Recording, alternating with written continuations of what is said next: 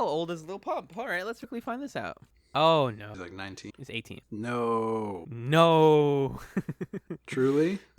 August 17th, 2000. Wow. Yikes.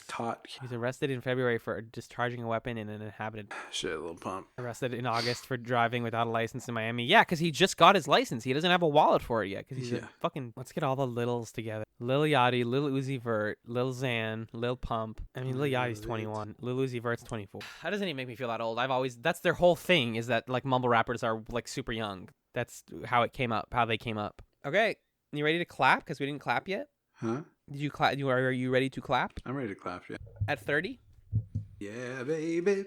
It was the dawn of the third age of mankind, 10 years after the Earth-Minbari War.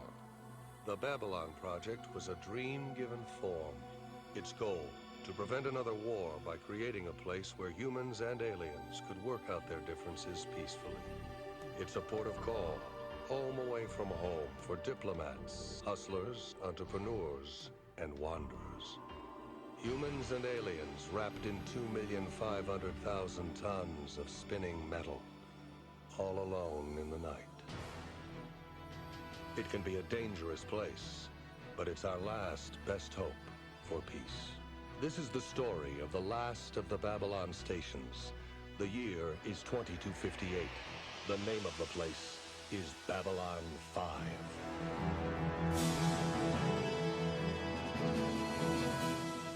Hello and welcome to Chats, a television podcast, Season 6, Chatzylon 5. My name is Allen, and I'm joined by a man of infinite promise and goodness. It's Magellan. Yeah. You're beautiful. Wow. Thanks. I guess you're all right. And all of you listening out there in podcast land, you're beautiful too. Extremely. Like, honestly, like, damn. This is a Babylon 5 podcast where me and my best friend Magellan watch Babylon 5. Oh, yeah. 2 episodes a week. It's great. And in fact, this week we watched Season 1, Episode 15, Grail, as well as Season 1, Episode 16, Eyes. First, we're going to talk about Grail, which was written by Christy Marks, directed by Richard Compton, and it aired July 6th, 1994, and it takes place in July of 2258. And John, what happened in Grail? First of all, you're alive now. Oh yeah, I'm finally conscious. Yes. Yeah, you've been born by the time these episodes. Congratulations, happen. me. Cool. In this episode, a man comes to Babylon 5 asking the alien ambassadors for information that can help him with his quest to find the Holy Grail. A down-below gangster gives security problems by mind-wiping all who oppose him. Alan, what did you think of Grail? Nope. Next question. Sir, Pass. I have declined to respond.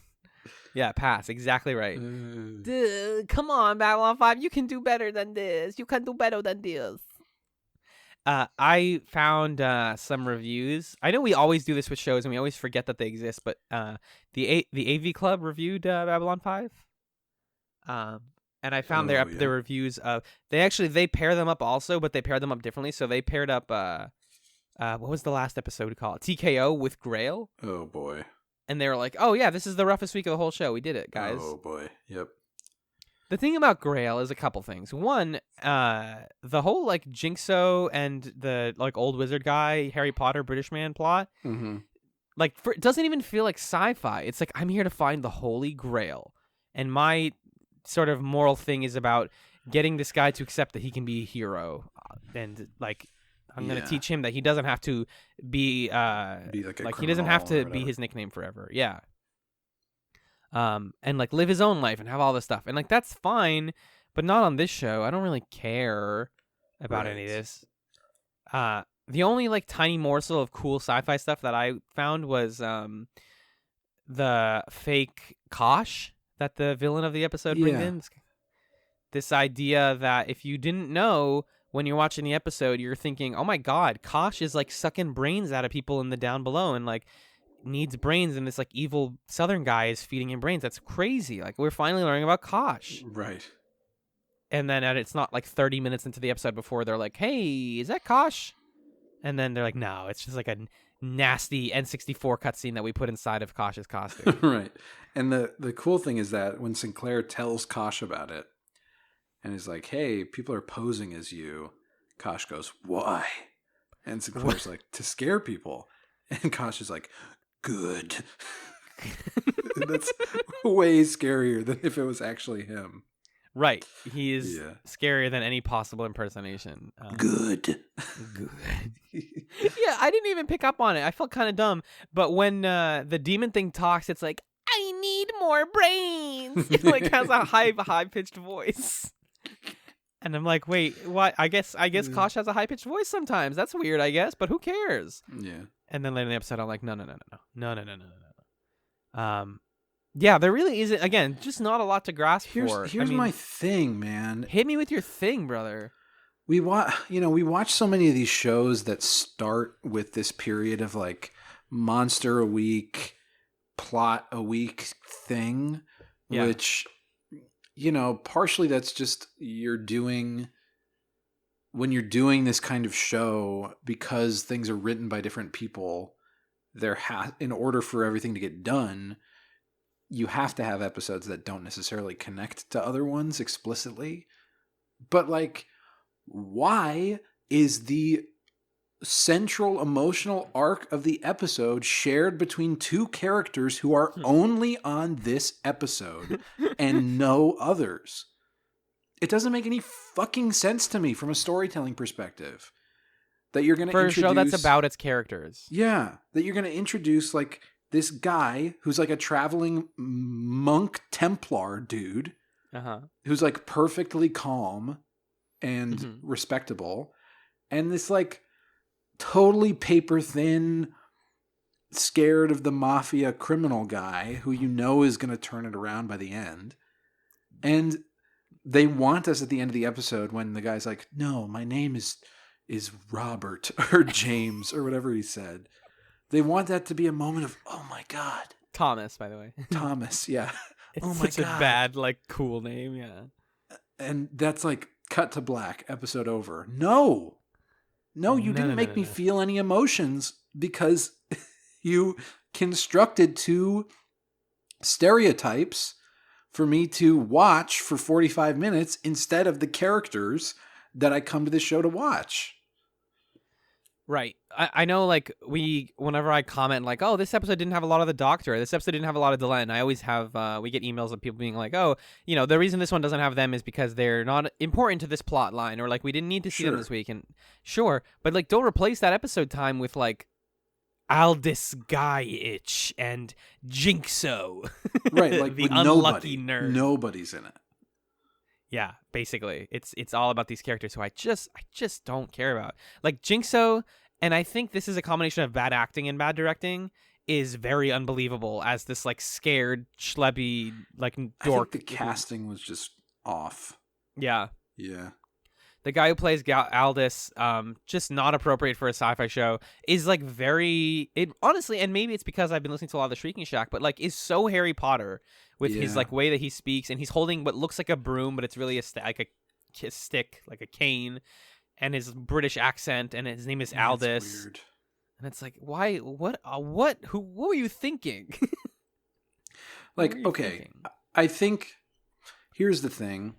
Is that if you're doing a show like this where you're telling a long story, where it's a serial show instead of an episodic show, or instead of a whatever you'd call that, like an anthology or something, I think it is okay to do an episode that's about two side characters if their story is illustrative of some major event or theme of the world.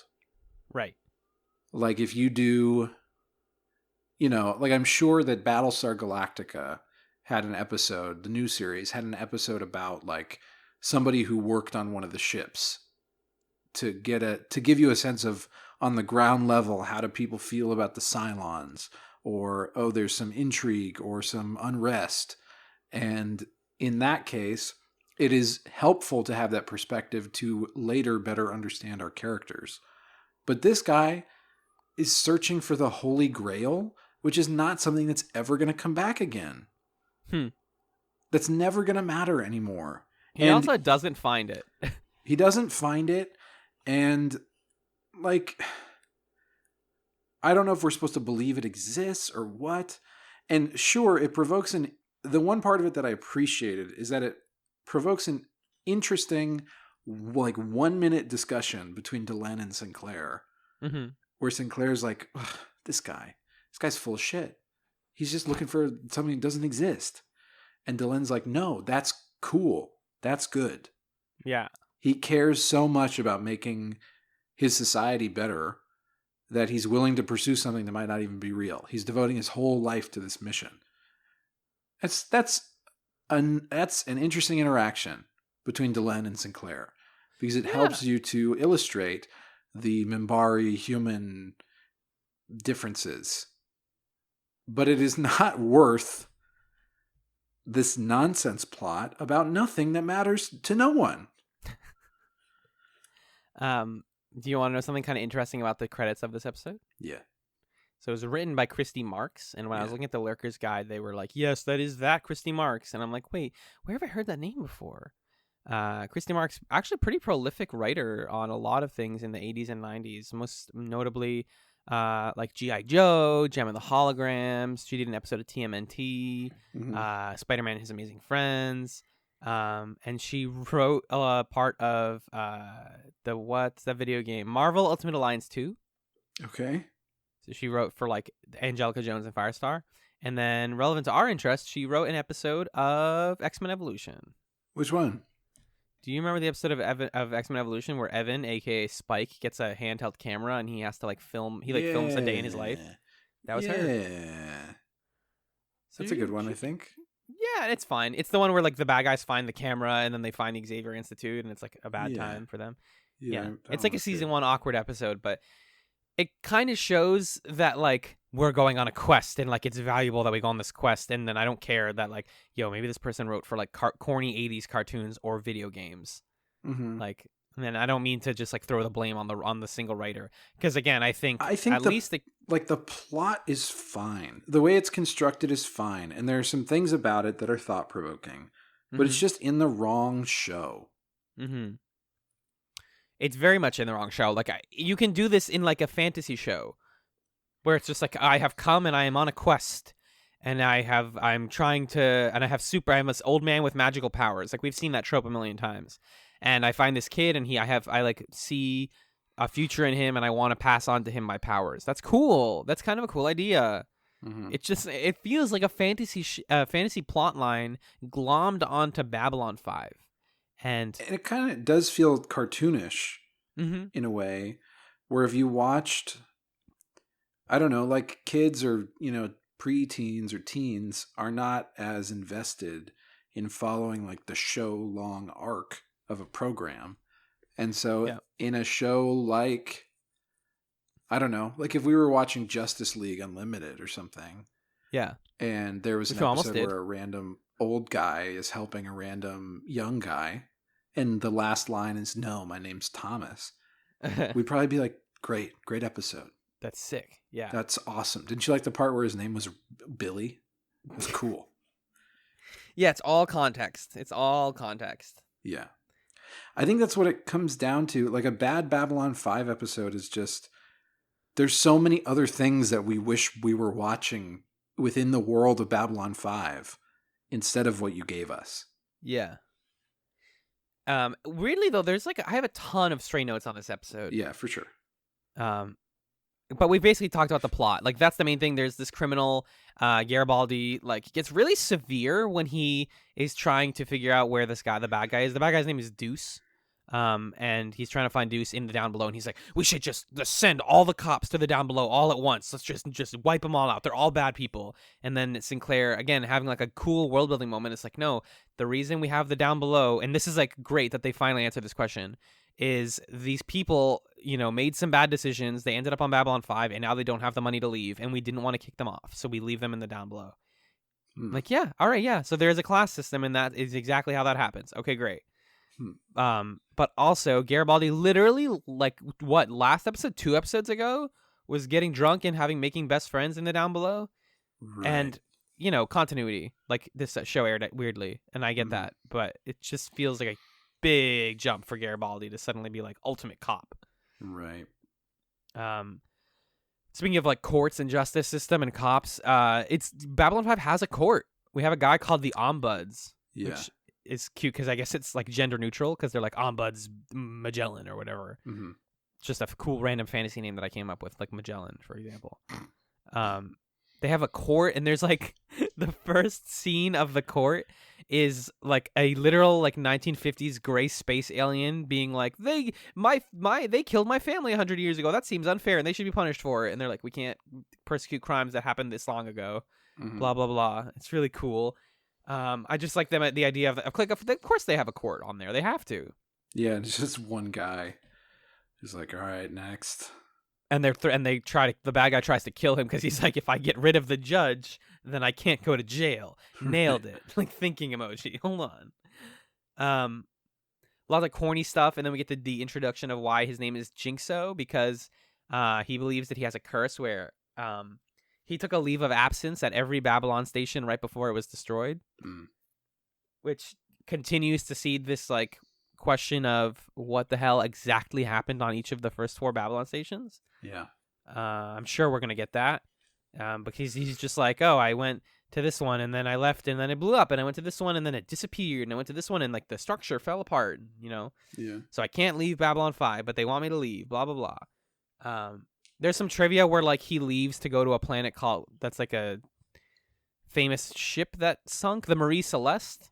Because he's like, oh, I'm going to leave here to go to Marie Celeste. And they're like, great, good luck with that. And that's like a craft ship from the 1800s. That's called fast Googling, America. But yeah, so there's that stuff. We get little hints about the Minbari warrior and religious caste. Because I think there was that part where they were like, oh, the warriors wouldn't understand why we're doing this. Yeah. And then, this is a good moment from Delenn where she's talking about the 2 castes. And I think Sinclair is like, it seems like, would they ever wasn't it like, won't they never get along? And she's like, yeah, that's the point. If they got along, we'd be ruined. It's important to have distinct, like, opposing bodies of government and ruling classes in your society, which is fascinating. But, you know, it's one of those things that they just kind of say. And I'm fine with that kind of world building where they say it and then don't do anything with it. There's nothing wrong with that. Yeah. Veer and Londo have good moments this episode too. Like Londo thinks that the creature wiping people's brains is of Centauri origin, so he gets involved, and then he's trying to figure out what to do. And then Veer's like, "Did it, and did it. Like I did this whole plot for you this episode, Londo. You can go take a nap." And he's like Veer, dude, what do I need to be on the show too, you know? Well, also, yeah, Veer is like, oh yeah, for sure. They just want to know if we have something really valuable, so we should just let them look through all our stuff just to make sure. Yeah, I'm telling you, Veer is going to become the ruler of the Centauri, and he's going to destroy the whole society. It's going to be so good. Yep, it's going to be great. There is a lot of corny lines back and forth between Jinxo and Aldous. I hate that phrase, Jinxo and Aldous. The "you are a man of infinite promise and goodness." That was a guaranteed going to call you that. See yourself for what you are, not for what others are trying to make you. Which is good because, you know, he doesn't define himself by his bad luck, but other people do. So now he has to, he feels like. And yeah, and then the alien comes out of the Kosh suit. I guess it's not a Kosh. It's what's the race that Kosh is? Whatever they are. It's a Vorlon, like breathing apparatus. So he just is in it. That was good. That was pretty good CG. No. I mean, it's not like garbage. It's not like PS. You compare it, though, to the external ship shots that look like 3 polygons. Yeah, okay. All right. But it's an improvement. It's not, okay, maybe it's not good, but it's an improvement. It was just a small thing that wasn't lit very well, so it looked better. It's going to be bad. That's the trick to CG. We don't have to find a redeeming moment of CG. No. I know it's going to be bad for the whole show. That's what we've been told, but that's just like a little bit of a step up. And then we have Thomas, a.k.a. Jinxo. Aldous found what we're all looking for, I wrote in my notes, and the answer is reason for everything. And then the episode ends with Jinxo walking out, or now named Thomas, and he walks out, and he's in Aldous' clothes because Aldous dies. And he's in his like dumb shoulder pads, like fantasy show getup, and he's like, "Guys, I'm out of here. My name is Thomas." Just nothing there. And you would think that you mentioned earlier, like, oh, and then cut to black. You would think that that's where the episode would end. No. No, there's like 3 more scenes. Yeah. One is a completely worthless scene where Londo teases Veer, and it's just literally like him making fun of him, being like, "There's gonna be evil chasing you," and it's like, "No, don't tease my friend." Just dumb. Then you think the episode's over, and then we have a conversation where Sinclair's like, people keep telling me that like Babylon 5 is gonna like explode. That seems really bad. Well, because the guy left. Right, and like that guy left, and then previously we got a prophecy, and like maybe it is gonna explode. And then actually good end of the episode is Ivanova saying, "No boom tomorrow. There's always a boom tomorrow." Just like honestly, decent line, extremely well delivered by Ivanova's actress. Because it's funny, it's silly, it's a good stinger. It works. I think it works really well. Yeah. But yeah, guys, that's what we got. That's it. I got nothing else on this one. I don't think people will be that disappointed to know that we don't have a lot to say about one of the worst episodes of the show. And it wasn't like excruciating to watch. No, that's the thing, is the show is good. Yeah. It's just why? I know that you have better things to do. Exactly. Yeah. Because other shows, like a bad Farscape episode, I think is bad. There are ones that are just a bad viewing experience. Or like weird, do you have like racist stereotypes or are offensive or just like, ugh, why'd they do this? Yeah. Or like when we watched Buffy before we started doing this podcast, there are episodes of Buffy that are bad. Right. That are not fun to watch. Yeah. But this was like episode. It's fine. Yeah. There's no meat to chew on. It's just empty. It's just yeah. There's nothing going on here. We picked Babylon 5 because we want this like deep philosophical sci-fi talk, which we've gotten. Meaty, narrative, character-driven. Give me the crunch. Give me that crunch. I want that crunch, and you've given me some of that crunch. You give me a taste, and now I want a whole snack 'em. Yeah. But alas, not this episode. Gee. Tell you what, John, let's read some emails, and then we'll talk about a better episode. Heck yeah, let's do it. Our first email is from our friend Dax, who in the subject line says, "Hey, I have no explanation for the huge font. I updated iOS and everything went to heck. It's fine. It makes it very easy for me to read on my phone, actually." Yeah. So thanks, bud. Greetings, Allen and Magellan. I'm hoping you were able to get through the awful TKO without too much annoyance. It's pretty much one of the worst episodes, and I'm sorry you had to go through it. Wow. Thank you. I got a bunch of my segments done this weekend, and I had time to rewatch 1 through 8 and make notes on them. He also discovered though that his Infection and the Sky Full of Stars episodes are corrupted on his DVDs, so he's worrying that might be like something that happens in that part of the season for every season that he owns. Because they're like old DVDs, but I would not feel bad about missing Infection. That's another bad one. He says, I decided to move from the fractions I used in the beginning to decimal points because math is hard for an old person. And this is relevant to us. He says, you asked about the episode order you should watch. And, well, there really isn't anything wrong with watching the show in air date order. It certainly works in telling the story, but you mentioned how you prefer air date order over fan-made order lists. The thing is, Babylon 5 got a lot of interference from the studio. One of the examples is the air order. We've talked about this. The master list that JMS endorses is the way he intended it, and that's how it was planned. The studio said, we don't care, and aired it their own way because they could. Now, again, this won't be a problem if you watch the show in air order, but the biggest discrepancies are character motivations, like the Garibaldi stuff, and questions like, why is Talia having doubts about the Psycorp one week, and then she's gung-ho the next week?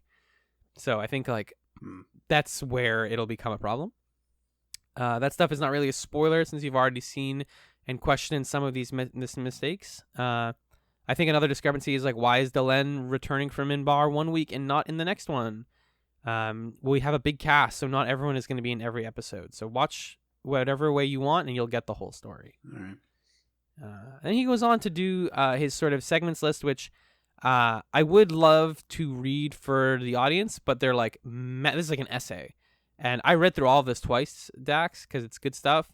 Basically, what Dax is doing, and I really appreciate this, is he is like making categories of things for us to keep an eye out and remember, and just like cataloging them, like times that Minbaris tell lies, or Narn's talking about food, just kind of like running gags and segments, or Again, Love in an Elevator, where like people are flirting in an elevator, that kind of thing. So, yeah, and then like talking about prophecies, because I knew the show was going to be all about prophecies. But yeah, thank you, Dax. I love it. I love your commitment to community service. Wonderful. Our second episode this week is from Dan. Our buddy Episode Dan. or email? Sorry. Email. Email is from Dan. Dan says, one of the difficulties I've had in experiencing this rewatch with you is I find that you guys suck. You're terrible, and you do everything wrong. I know. Tell me more about myself, man. Thanks. Especially Allen. Wow, yeah, be right. Preach. No, he didn't say that. One of the difficulties I've had in experiencing this rewatch with you is I find that I'm constantly having to fight the urge and yell, take note of this, it's important, or that's just a throwaway thing that happened when applicable.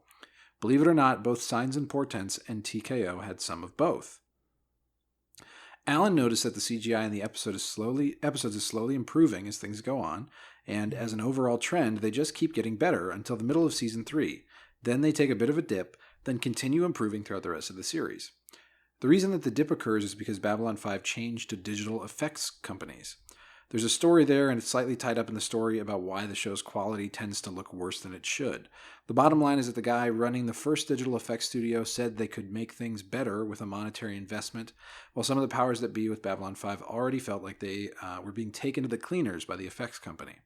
It's hard to say who was right, but it's one of the contributing factors that lead us to now having a show that doesn't look as visually crisp as it did when it first aired.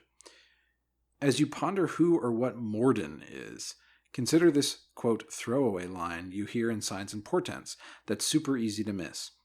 Someone offhandedly mentions that Kosh needed some parts to repair his encounter suit because it got damaged during the Raider attack. But the implication from the episode is that when he and Morden met in the hallway, they fought and the suit got damaged in the battle. Okay. Interesting. This I probably don't need to say, but TKO often contends with infection when battling for the worst episode of Babylon 5, and TKO often wins that battle.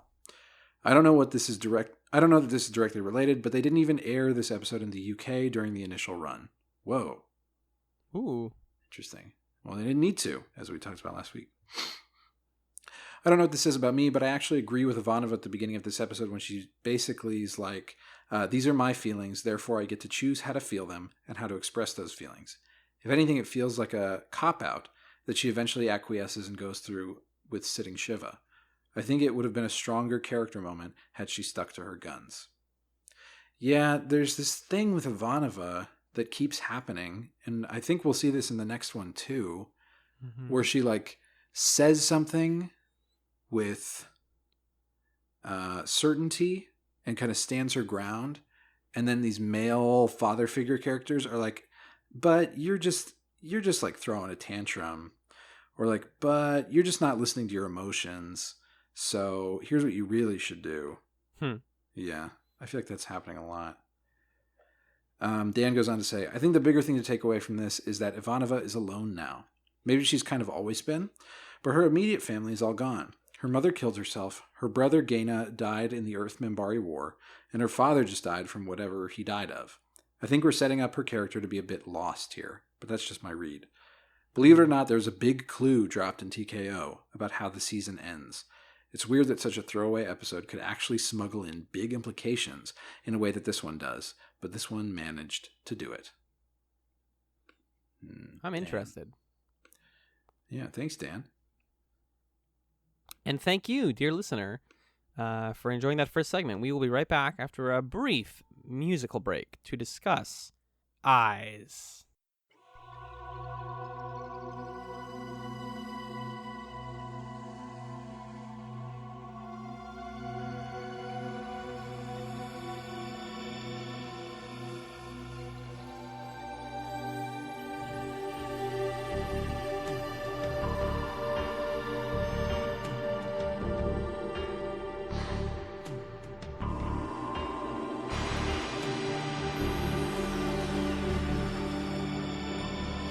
Welcome back to Chatzylon 5.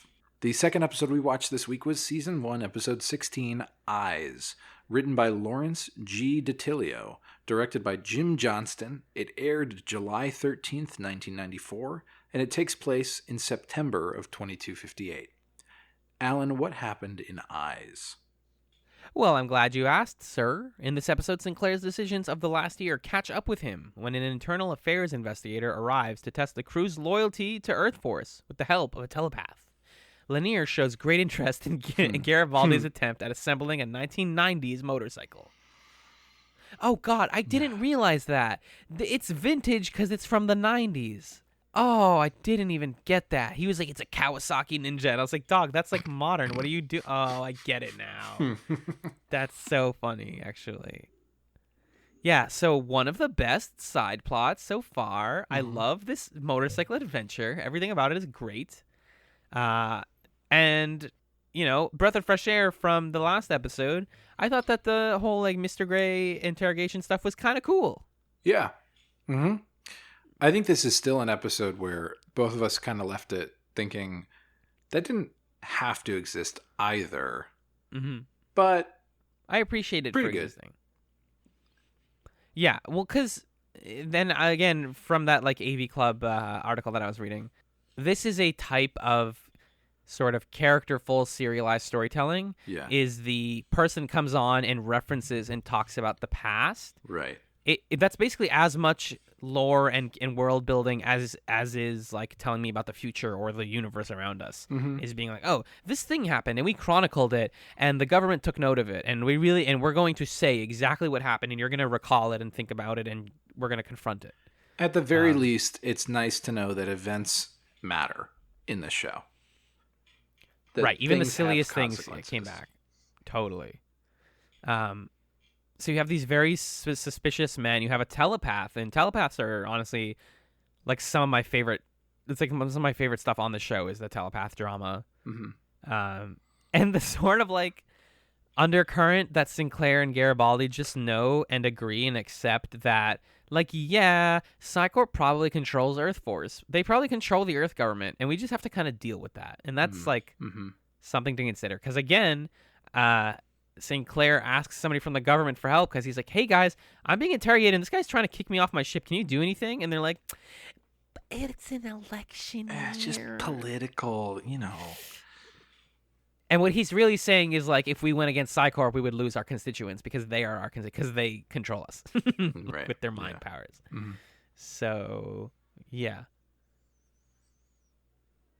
Sorry. It's there's a lot of cool world building though across the board. We have that telepath. Is that Aaron? I can't remember their names. Oh no, the bad one is Ari Ben Zane. Yep, that's a is the bad guy's name. person's name. So that's a villain's name, Ari Ben Zane. Zane is in general just bad because Arabs are bad. Except Zane formerly from One Direction because he's gorgeous. I agree. And then the other guy, I really like this sort of telepath that wants people to like him, especially when he is trying to get Ivanova to allow him to. Yeah, it was it was nice to see a different take on a telepath. That there are all sorts of people who enter Psycorp for different reasons. Right, and he's like, hey, I know about your past. Oops, sorry, I know about your past, but they give me files about you, and I know about your relationship to these people. Oops, I'm sorry, I did read your mind because you thought really. He says, homegirl, you just thought really strongly about Talia. Anything up with that? Anything really emotional between the two of you? And she's like, no, fuck that. I don't know who that is. What are you telling me? Yeah. But he's very much I want you to consent to it. I never want to do this without you being okay with it. I know why you hate it, but it would really help if you let me just crack inside that noggin for 5 minutes and just look a little bit inside there. And that stuff is good because, like you said, it's not every Psycorp is a fascist, garbage, evil person. Right. Some people think that they're doing it for the right reasons. Yeah. Because that's an important part of that sort of evil, that government conspiracy evil, is some people don't know that they're doing a bad thing or don't know why it's bad or are trying to, not be evil. Right. I'm trying to remember the name of the guy. Not the guy who's in this episode, but the guy who they reference, who's played by Walter Koenig. From the other episode? Yeah, I don't remember. I wish I could. Bester. His name is Alfred Bester. That's right. Yeah. What better way to hype up a villain than to be like, hey, you remember that guy? He's still like, he knows you're here, and he's like coming for you, and he hired us also. Yeah. Bester, man, Bester, I love it. That was cool. I didn't think he would matter anymore, but he does. Yeah, it's sort of a question mark, but I think it's really like you don't get an actor that good and put him in one episode. Right. You know. So yeah, they reference, like, they get him in the interrogation. They keep trying to talk to Sinclair, and Garibaldi's like, no, I'll talk to you. Like, no, I want to talk to Sinclair, damn it. They're clearly trying to get at him specifically. They reference how he didn't protest the Vorlons in Deathwalker. They reference the pilot, and they talk about Ragesh 3, which I love. Mm-hmm. They talk about the Dockers strike from By Any Means Necessary, which is, good stuff. Mm-hmm. We already knew from that episode that the government was mad at him about that. The whole sabotage when the president came to visit in Survivors was another one that they talked about. And then finally, the whole Psychop Mind War, Alfred Bester stuff is referenced. And even Jason Ironheart from Mind War gets, in case you forgot about our boy who became Jason Ironheart. Oh my God, yeah. I have become. See you in a million years, wink. Wink! Turns into a Disney Mickey Mouse hand dust or whatever. Mm-hmm. Pixie dust. I'm trying to just chomp into all of this A-plot stuff, but that's most of it. I noted here, Sinclair's superpower is the line, I found a way to avoid the scans within the regulations. He's so good magic... at just, well, I read the rules. Yeah, and I found some nonsense that they did some like weird legalese, and it works in my favor. Yeah. And then, yeah, basically... it's revealed that we're not just these guys who are called the Eyes, by the way. I didn't realize this until late in the episode. The interrogators are called the Eyes, which is very cool. Mm-hmm. Just a very 1984 kind of thing. The reason Ari Ben-Zain wants to interrogate Sinclair is so that he can take his position, because Sinclair was ahead of him for the list of who was going to be on Babylon 5. Well, he was ahead of Sinclair. Or yes, sorry. Because remember, Sinclair was way down on the list, but then the Minbari vetoed everyone except him. Right. And then they gave it to Sinclair, so he's like, that's unfair. I'm gonna definitely take your ship, and not for bad reasons, and just because you're a bad captain, and nope, that doesn't work. Mm-hmm. And they have a good little fight scene, and they kind of scrap it out. I'm trying to remember other big things here. Lots of good Ivanova moments. Lots and lots. Oh, yeah. Talk about that. Yep. This episode digs more deeply into her, fundamental fear of Psy-Corps, I guess you could say, or her hatred of them. And there's this scene just right in the middle of the episode. The whatever, the dream? Yeah, where she's having this nightmare about her mom getting injected to try to stop the voices, but then it kills her or makes her want to kill herself or whatever. And then it's like her mom turns into her. It's just, and there's these creepy dudes with masks. Yeah. I had to pause the episode and watch a compilation of billiards players talking about the biggest shots from their whole career. Wait, what? I just couldn't watch. it. What a specific thing to I just went on YouTube, and YouTube was like, "This is what you need."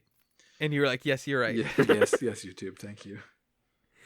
Did you want to watch the umpteenth Vine compilation? And you're like, "Not really." And they're like, "How about another compilation?" I got you, bro. I got you, fam. Yeah, she hates telepaths. She's dreaming that the Psy-Corps, like, this is one of those things where I know people are always like, look out for the dreams in the show, so I took notes on the dreams. There are men in masks who are supposed to represent Psy-Corps. They're like the theater, like smiling and sadness masks. Yeah. That's her mother, who's talking about like, oh, I could have whatever. Like, I'm scared. They hurt me. Blah blah blah. And she cries and then sees herself as her mother. There's a brief shot where she flickers and then it's like her in there and she's like, oh God. And I mean, I don't know. Maybe one of her fears is that she has part of that in her. Yeah. Oh, like she has the power secretly? Like she might, yeah, maybe she doesn't know or doesn't want to have it, but it's going to like accidentally manifest and she's afraid of what that would be. You're blowing my mind, dude. Yeah, I'm exploding your brain, brother. Yeah, brother. Sorry, I keep calling you brother. I hope that's okay. I No, don't mean to like it. I like it. Oh. You're doing it a lot, and I like it. Okay, good. I know it sounds like I'm being sarcastic, but I like it. No, I know. I know when you're being sarcastic. Yeah. I've mastered it from decades of talking to you. Decades. Just because we've known each other for like 11 years doesn't mean you can call it decades. It's just because you know I've for 10 years and 1 month doesn't mean you can call it literal decades. Let's get to some stray notes because I do want to talk about the B plot, but I have stray notes from the A plot. Great. Garibaldi, when he is kind of reeling in, he lets Ivanova. She says like, "Oh, in that other episode that we were in together, you said you owe me a drink." The episode where he finds out that her dad died. Yeah. And she says, "I'll take that drink." And he goes, "All right, have fun at the bar." Some dipshit tries to flirt with her at the bar and like touches her hair, and then like we cut away right before the punch. We don't even see like the wind up. It's just like, oh, you're talking to me. Cut. Completely other scene. Cut back. Oh, everybody in the bar is knocked out. She has fought everyone in one. It's weird because Garibaldi's talking to Sinclair, and then they're like, "Captain, something's going on in the bar," and Garibaldi immediately goes, "Dang, I forgot about Ivanova." I forgot I gave her a free pass to drink on the job. That's probably her beating a bunch of people up down there. I totally forgot. It's pretty incompetent, if you ask me. And then it's so funny because he gets in there and he's like, "All right, you got to chill." And she's like, "Yeah, that's fair." And he's like, "All right, you also have an interrogation coming up. So here, take this oxy pill and you'll be fine." I guess they have like an anti-drunkenness pill, which is, I mean, can I get that? Can I get one of those? Yes, please. Yummy, yummy. I have work the next day. Thank you. Thank you. I think that's also one of the parts where he says, "If I knew who God was, I'd thank her." It's like, oh, yeah, all right. Sure. Somebody wrote this. Sure. Sure. Then, yeah, the dream stuff. I wrote a lot about the dream. Mr. Gray eventually is like, "I'm going to scan you even though I asked for your permission because you don't want to do it." She instead is like, "Commander Sinclair, I'm quitting." Yeah. Homegirl was willing to resign from her position. I feel like instead this of is the getting second scanned. time that she's been like, "Hey, I'm going to resign." Dude, she filled out the paperwork. She doesn't want to have to do it again. Like, she just used the same paperwork. Yeah, right. That was all I could think about when he's like, "I decline your resignation." And she's like, which you can't do, by the way, in real life. You cannot do that. Yeah. But, well, in most jobs, at least. And then she's like, "Damn, I don't want to make another one of these forms. My Xerox machine is acting up." I don't even remember my social security number. Exactly. And then she says, instead of that, "May I borrow your PPG to shoot myself squarely in the head?" No. He's like, "Yeah, fair." Like, no, not fair. Let's not make jokes about killing herself. It's I love their bleak, their like gallows humor when bad things are happening. Yeah. Yeah. So she fights people. We mentioned Bester, and I got excited about that. And then they have the big fight. And, the way that they win is Mr. Gray does a face turn, and he does pain telepathy. He goes like, "Pain," and then Zane is like, "Owie!" In that moment where he goes, "Owie," Sinclair like clocks him in the head. Yeah. That's messed up. I mean, he did it for 1 second. I think there's like JMS notes where he's like, "Yeah, that's... if he waited like 1 more second, it wouldn't have hurt anymore." Like, he didn't do anything damaging, serious at all. It was just like flick you in the brain, basically. Got it. Which was enough time for them to get away. But that pretty much does it for the A plot. We're like, okay, so Babylon 5 people are good. We've been interrogated. We passed the test. The government probably still super duper hates us. Psycorp hates us. Who cares? Let's deal with it. I bet you this season's plot is going to end with Psycorp coming onto the ship and like fighting people. Yeah. That's where we're at. Because they're no longer like a distant enemy. Like, they're here. They come on the ship all the time. Right, and there's this puppet master who's sending people after us. Right. We have a person with motivation to come here. Let's talk about Garibaldi. Meanwhile, on one side, you really tell me about why you chose to free these workers and all this stuff. And then the other one, "Yo, I got this sick bike." Check it out. It seems motorcycles are a sign of masculinity in your culture. Sexual no, yeah, he's watching the documentary. Like that. He's watching the documentary, and it's like, "Oh, they're a sign of masculinity and like male power and sexual prowess." And he goes, sexual prowess. Sexual prowess, eh? So dumb. I adore Lanier. This completely solidified Lanier is one of my favorites. He's so charming and good. I felt nothing towards Lanier before, and then this episode, he's number my son. Number one with my son. Yeah, he's top of the heap. Yeah, the two of them have these charming moments where he's like, you know what, Lanier? Yeah, come get over here. Fix my bike for me. Yeah. I'll let you watch. I'll let you play around with it. Like, better you do that than like you get in my way when I'm trying to be a cop. Like, sure, why not?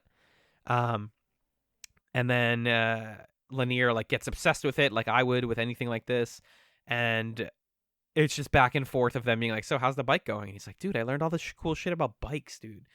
And finally, Garibaldi comes back at the end of the episode, ready to just like settle into his midlife crisis. Mm-hmm. And Lanier's like, dude, I fixed the bike and I made it better than it was. And he's like, wait, no, he goes like, at He's first upset. it seems like there's going to be at first it seems like he's going to be really unhappy because he's like, I wanted to live out a midlife crisis and fix a bike. Yeah, like this was the only thing I had. This Yeah, was my purpose, honestly. was to figure this out. And you just did it? And he's like, well, you can't even drive it. We don't have gas anymore. And he's like, yeah, dude, gas sucks. Gas is useless. That's why I put these fucking crystals in here. I put these like Crash Bandicoot crystals in your bike pocket, and now it goes in super, super fast and never gets tired. It's so silly. And then they just like, we have like Sinclair and Ivanova being like, man, that interrogation shit was weird. And then Garibaldi and Lanier just go, Pshew! And they're like, man, another day on Babylon 5. Like, what? There's a bike? They have room to pilot a bike on a spaceship. Yeah, I was charmed. It's so cute. It's so charming. I love this. This is the kind of shit I want. Yeah. It's perfect. But pretty much that's what I have for this episode. Great. Let me just peek. Oh, yeah. Speaking of like hinting at big things, the main plot, while it seems like it's going to hint at big things, mostly just references the past. At the beginning of the episode, Sinclair, Ivanova, and Garibaldi are talking about some terrorist attacks, specifically by a group called Free Mars, who are like a rebel group on Mars. And honestly, dude, it sounded to me like it didn't sound like background, like, oh, this is just some fake names we made up. That sounds like a conflict that we're going to have to, that they're seeding. There's a lot of like Mars talk on the fringes of things. Right. And people working on moons of Mars and all this stuff. Like, yeah, Mars is going to be an issue at some point in the show. And then this like pro-Earth movement. Maybe there's going to be a fracturing there. Yeah, I love it. I'm into it. We'll keep our eyes on it. Yeah. And I think that's pretty much what I have. If I kill him, that would start a war. Oh, yeah, that's where Garibaldi's just trying to go to bed. And Lanier's like, can I study your bike at 3 a.m? And he's like, if I kill him, that would start a war. I guess I'll let you stay. Yeah. This seems fair. And that is, yes, that's all I got.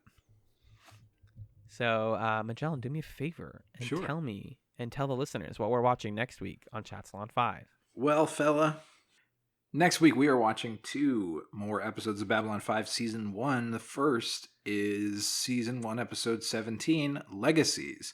A Minbari military leader's dead body disappears on the station. Cool. All right. Intrigue.